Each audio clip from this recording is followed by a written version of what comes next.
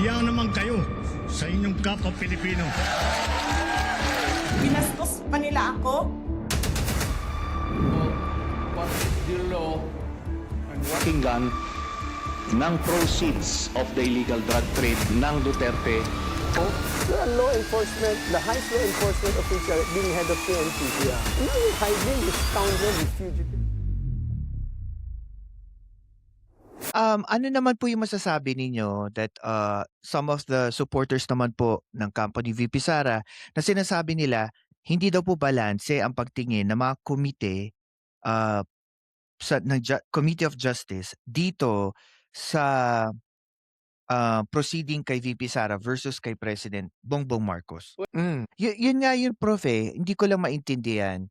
Parang sa proseso ng proceeding, kapag tinitingnan ko yung mga opinion ng kahit mga vlogger ng kampo ni VP Sara, parang ang lumalabas, they always try to get the people's sympathy.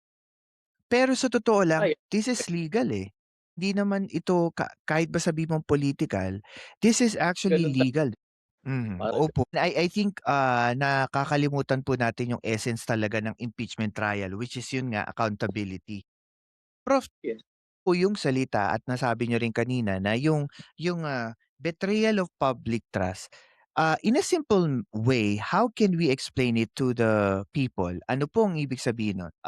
It's another term of like using and abusing your power. And also, isa din po na i-open up dito sa proceeding yung parang about the conscience of the Vice President of these issues sa complaints about her. Sa tingin niyo po ba, is conscience ng Vice President can be used as part of the decision of the committee? Parang kung titingnan po natin, Prof, ang hirap patunayan yung conscience na yon in the part of VP Sara unless siya magsabi. Di ba? Another question po, no, sa pag-handle po ng mga witness and documents and evidences, ano nakikita niyo pong malaking risk sa ganitong proceedings? Especially we're talking about the impeachment of Vice President. And ano po ang nakikita niyo naman po na magiging effect? I think Prof, sa akin, no, habang pinagmamasdan ko tong trial, I think there is 2 points na talaga inaantabayan ng kung lumabas sa public. First is yung bank account ni VP Sara, and second itong kay Madriaga. I think sabi nga nila sa law, it's yung daming evidence na tinatawag.